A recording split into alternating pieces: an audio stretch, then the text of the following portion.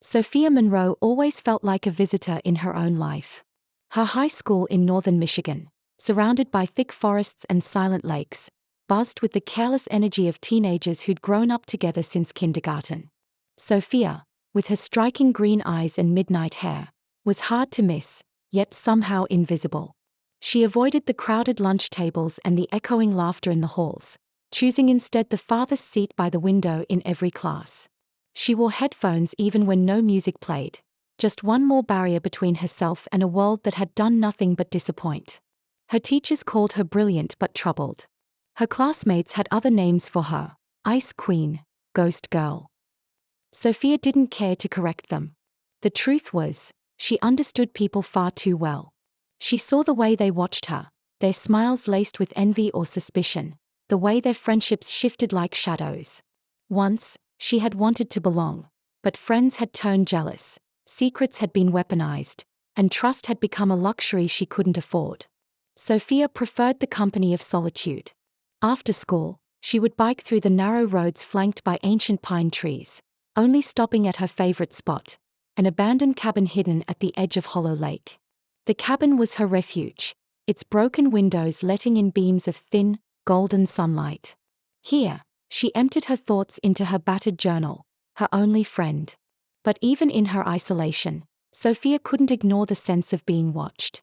It started as a whisper, the feeling of eyes on her back in the woods, the flicker of movement behind rain-blurred glass. She shrugged it off as imagination, until the strange things began to happen. One October afternoon, as the sun began to dip behind the dense trees, she found her journal moved from where she'd left it on the shelf. The door, always shut tightly against the wind, was open a crack. A sense of unease crept over her, sharp and electric. She searched every corner, her heart racing. There was no one, and nothing had been taken. Only a single, small origami crane had been left on the journal's first page. Sophia stared at it, her pulse thudding. Later that night, alone in her room, she heard faint footsteps outside her window, the soft crunch of leaves in the yard, pausing right beneath her sill. She held her breath, back pressed against the wall, waiting. The footsteps eventually faded into silence, but sleep was impossible. The next morning, Sophia arrived at school more withdrawn than ever. But someone had slipped a note into her locker. 3 words, scrawled in black ink: "Not so alone." She looked around, but everyone seemed just as oblivious as usual. Still, a shiver lingered all day. Sophia pretended nothing had changed, but something had. An invisible thread of suspense pulled at her life. Something watched her, knew her routines, and wanted her to know. That evening, as she returned to the cabin, the woods felt different, heavier, expectant, as if holding its breath. Sophia realized she couldn't run from what haunted her, but she also couldn't let her fear show. In this town, secrets were currency, and Sophia was determined her own would remain buried. No matter what shadows were closing in. Monday brought rain to the town. A steady drizzle that toned the roads glossy and painted the school windows with streaks of silver. Sophia arrived early as always, her hood pulled up, wary eyes scanning the empty hallways. She hoped the weekend's oddities were nothing, a prank, maybe, or her own mind playing tricks, but she couldn't shake the image of the origami crane or the note in her locker. When she slid into her usual back row seat in English, the teacher paused at the door. "Class, we have a new student joining us." The tension in the room briefly shifted. Sophia looked up, resigned to another name, another face she could ignore. But Ella wasn't so easy to overlook. Tall and slim, with a braid the color of wheat and clear blue eyes that seemed to register everything in the room, Ella smiled shyly as the teacher introduced her. There was something open and unguarded about her, a sincerity that invited attention but not gossip. When she chose an empty seat next to Sophia, whispers fluttered across the room like startled birds. Ella offered a quiet hello. Sophia's instinct was to turn away, but Ella's presence was oddly calming. For the first time in a long while, Sophia didn't feel quite so invisible, or alone. Days passed, and Ella's attempts to talk to Sophia became a pattern.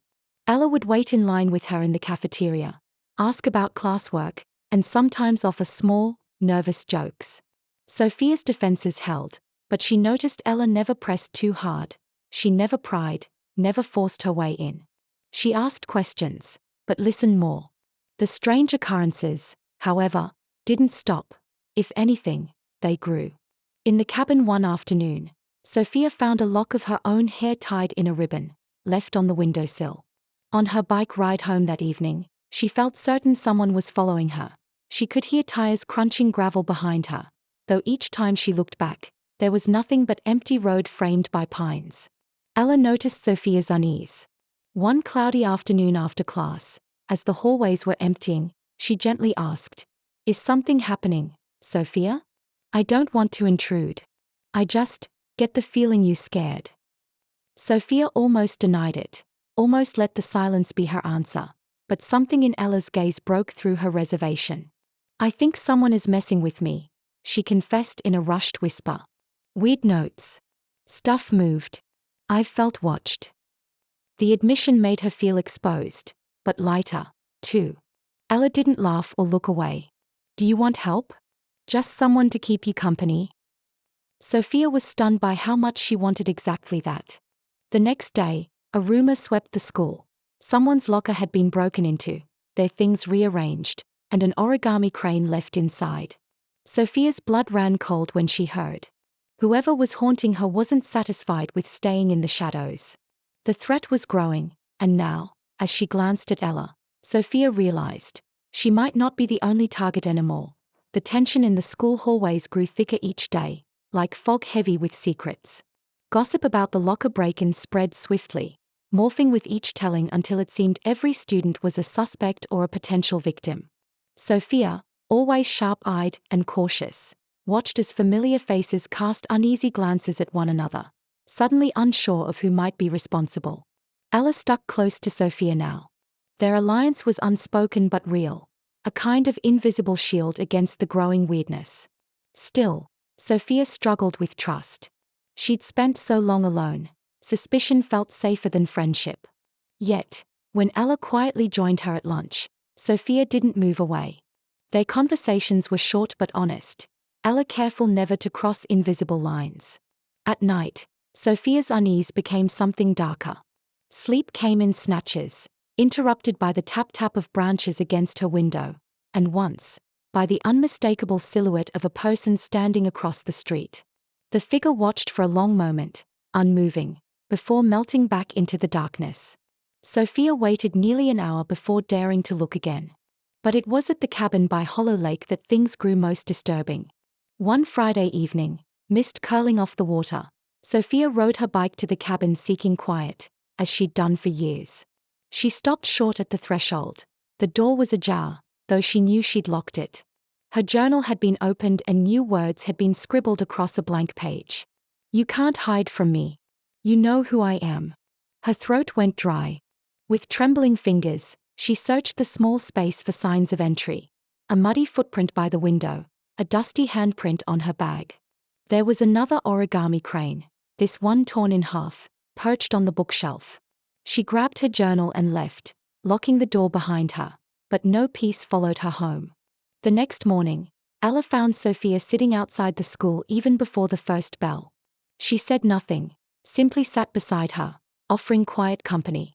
Eventually, Sophia passed her the journal and let her read the latest message. Ella's hands shook. "This isn't just a cruel joke. This is obsessive." Her blue eyes flashed with something between worry and determination. "You need help, Sophia. We need help." Sophia hated how exposed she felt but knew Ella was right. The threat had become real, tangible, its voice written in her journal, its shadows moving through her safe places. As they walked into school, Sophia noticed a change, not just in her own tense posture, but in the world around her. It was as if the walls themselves were leaning closer, listening, waiting for what would come next. For the first time, Sophia wondered if her loneliness truly kept her safe, or made her an easy target.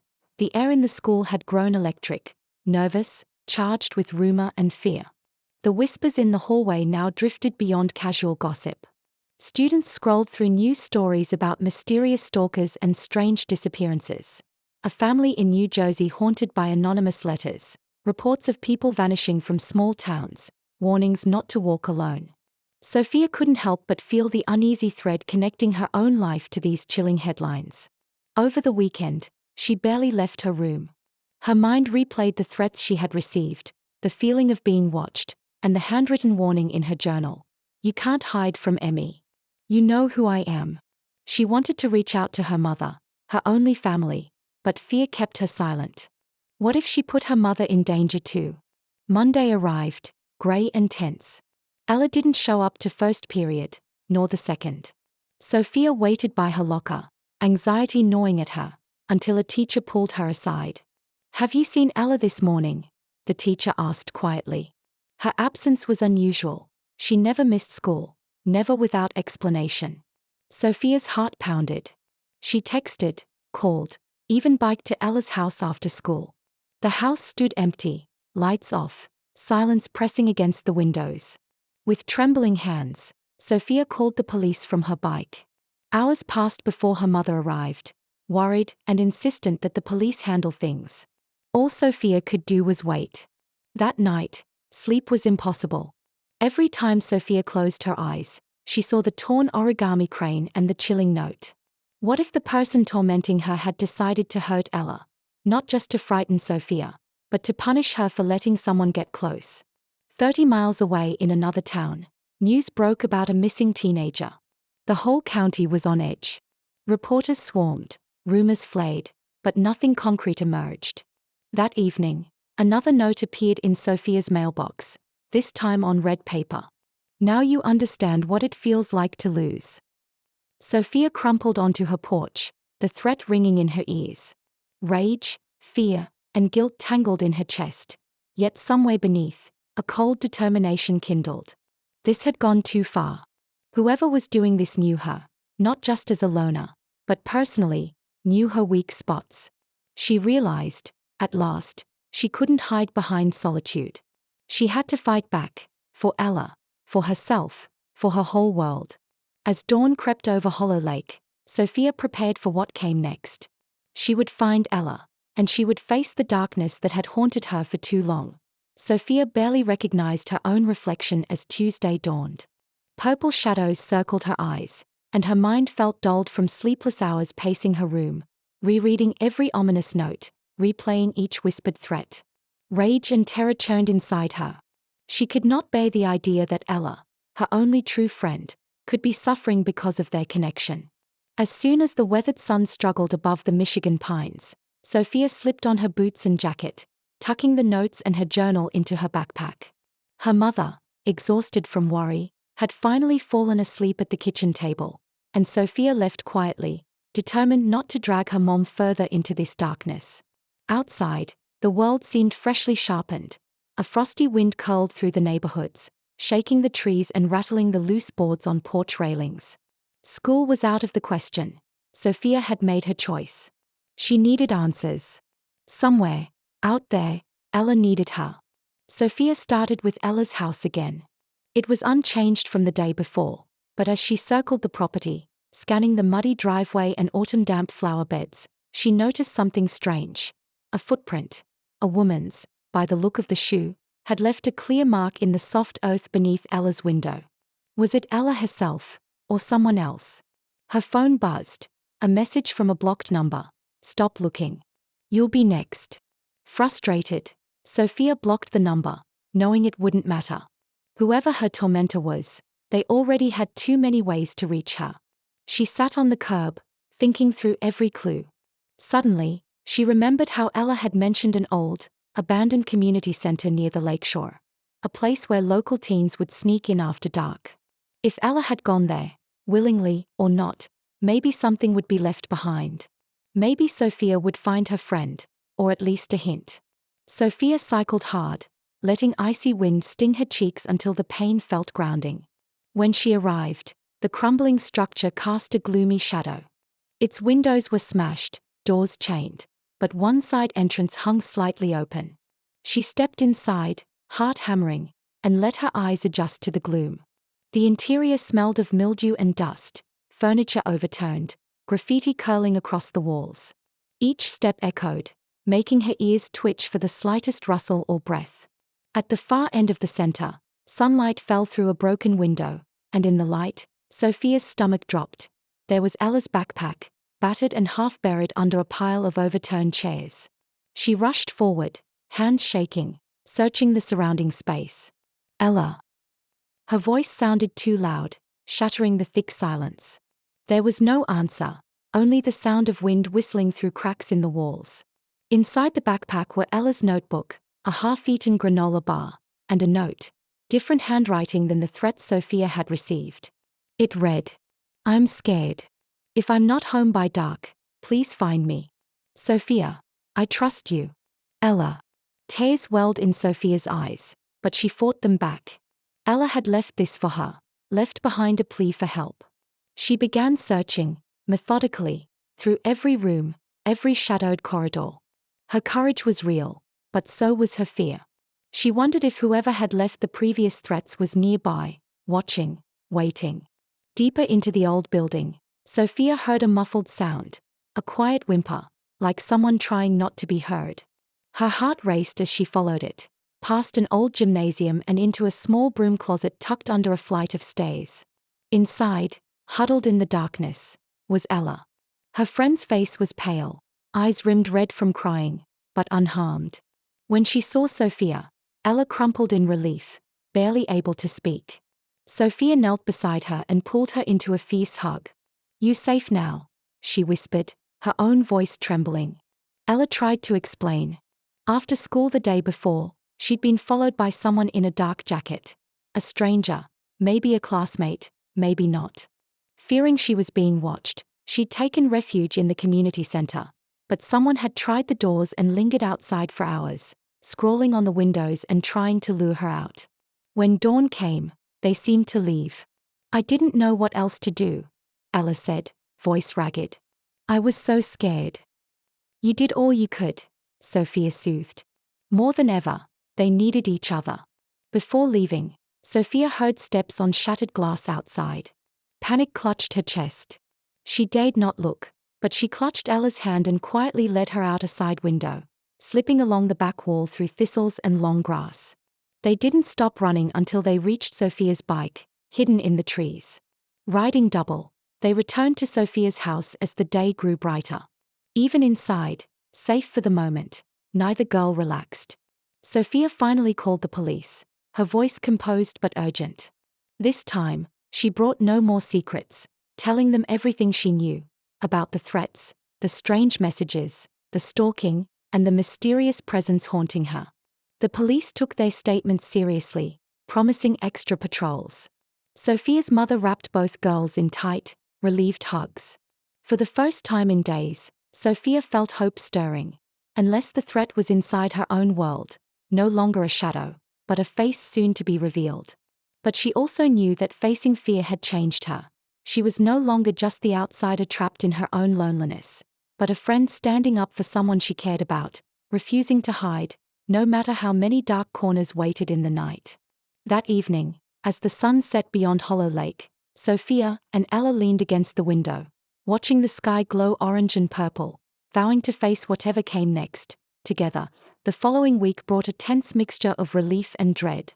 Sophia and Ella returned to school but stayed glued to each other, careful never to wander the hallways alone. Teachers and students greeted them with an odd, uneasy kindness.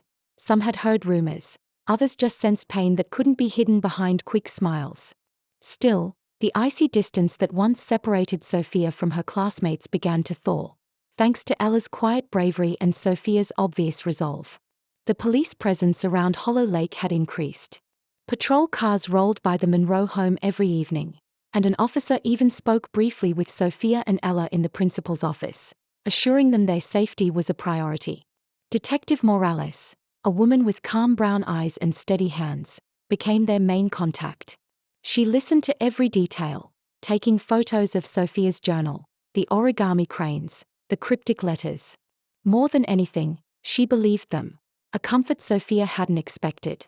Still, the darkness didn't retreat. Instead, it seemed to close in, more deliberate, more personal. One evening, Sophia arrived home to find her window ajar and the ring her father had given her most prized possession, missing from her bedside table. In its place rested another torn crane and a new note inked in hurried, angry script. "You made a mistake. I was there first." Sophia's hands trembled as she called Detective Morales. "It's too close now," Sophia said quietly, voice hollow. They were inside. The next day, Morales asked Sophia and Ella to stay home while more officers swept the house and neighborhood for prints and clues. Both girls felt trapped, fear gnawing at them while the world moved on outside. Ella suggested they review everything, searching for patterns or suspects Sophia might have missed. Together, hunched over Sophia's desk, they built a timeline, listing dates, places, every originating message and note. Through tears and frustration, Sophia confessed her deepest suspicion, the feeling that the person tormenting her wasn't just a stranger, but someone she'd known, maybe even trusted. Childhood friends, old neighbors, classmates, faces blurred together, and that made the fear worse. Late that night, as Ella dozed on the bed, Sophia pored through her journal again.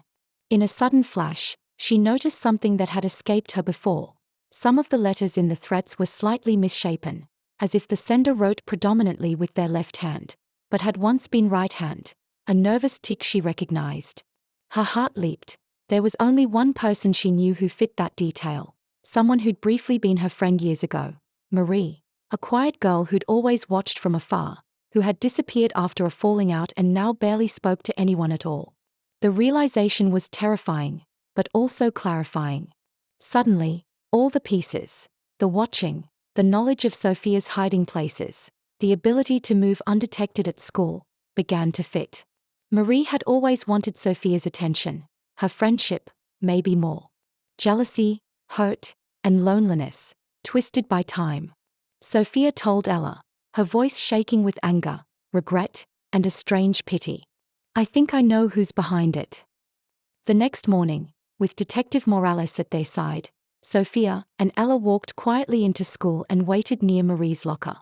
When she arrived, her shoulders hunched, eyes flicking nervously to Sophia, it was clear she already knew why they were there.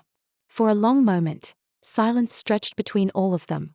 Finally, Sophia stepped forward. "Why are you doing this? Why us?" Marie's face crumpled, and angry tears spilled over.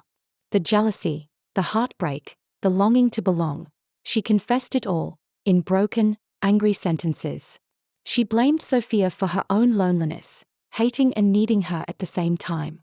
The threats, the notes, the terrifying games, all a bid for attention she could never ask for directly.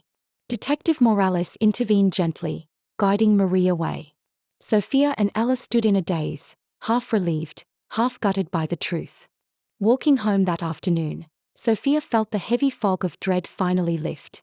For the first time in months, she could breathe.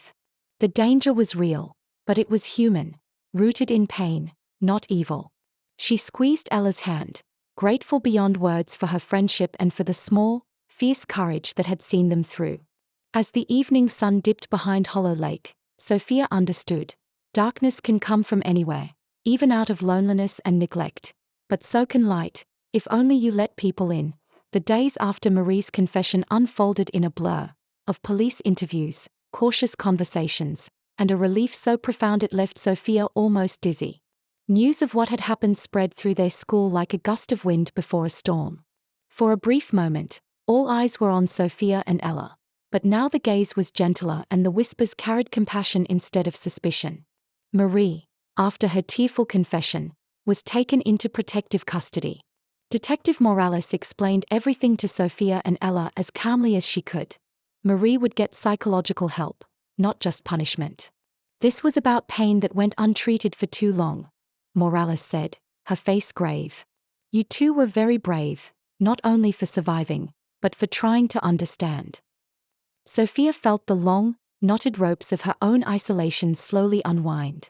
At first, she kept expecting another note or shadow in the hallways. But the attacks stopped, and each quiet night felt like a victory won by inches.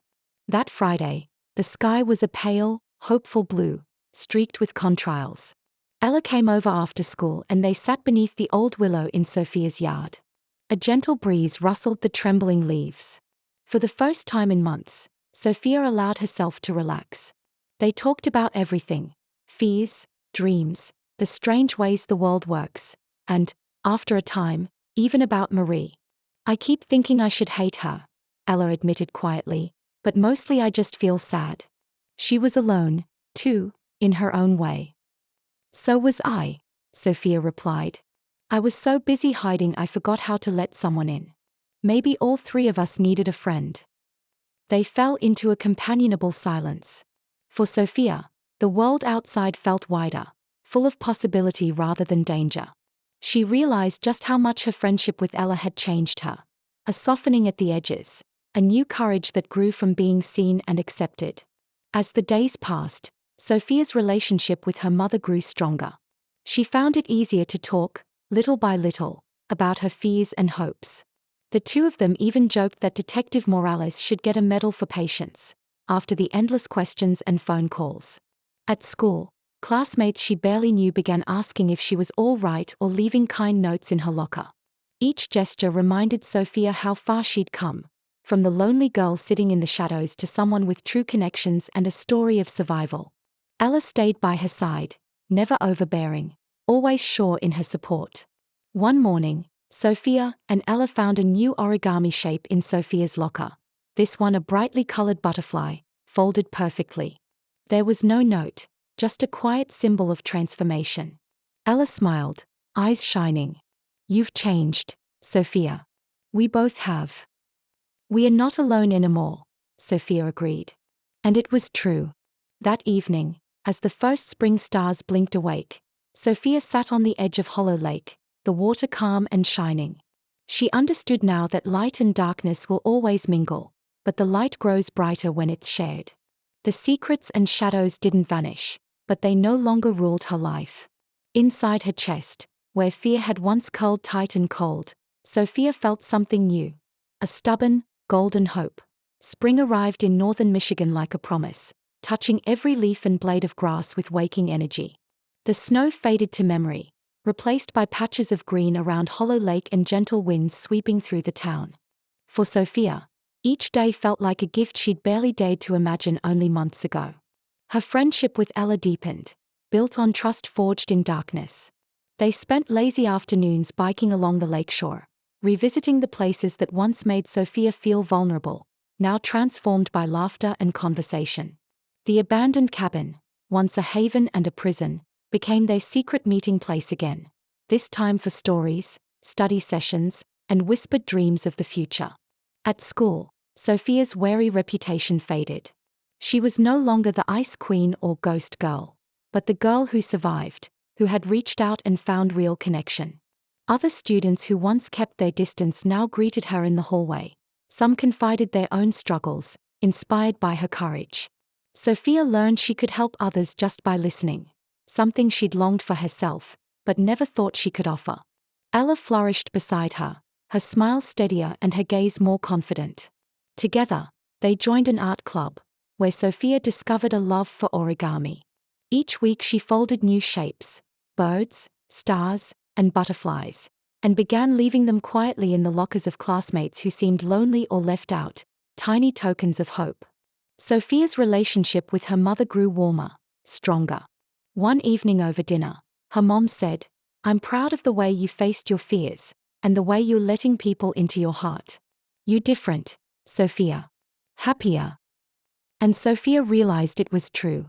No matter what shadows had fallen across her path, she had come through them, wiser, softer, and far less alone. The final meeting with Detective Morales brought closure. The detective smiled gently at the girls. "I hope you both understand just how strong you've been," she said. "The hardest kind of courage is trusting again after you've been hurt." Marie was getting help, as promised. Sophia sometimes thought about her, a girl whose pain turned to anger, and then to isolation. She hoped Marie's journey would end in friendship too, someday. There was room in Sophia's heart for wishing even that. Graduation approached at last. The lakeside ceremony was crowned with pale sunlight and the laughter of friends. Sophia crossed the stage, diploma in hand, and spotted her mother and Ella in the crowd, both beaming. She realized she wasn't running from her past anymore. She was running towards something bright. That night, Sophia returned to Hollow Lake for one last moment alone before summer swept her away. She tossed one of her origami butterflies onto the still water and watched as it floated, bright against the dark. She breathed deep, every sense alive to the air and the world and all the hope inside her. Ella's voice called out through the dusk. "Come on, Sophia. Let's go home." Sophia stood and smiled, truly unafraid. She understood now that even when shadows fall, the heart can still find its way to the light. And that home is not a hiding place. It's wherever you let yourself be known and loved.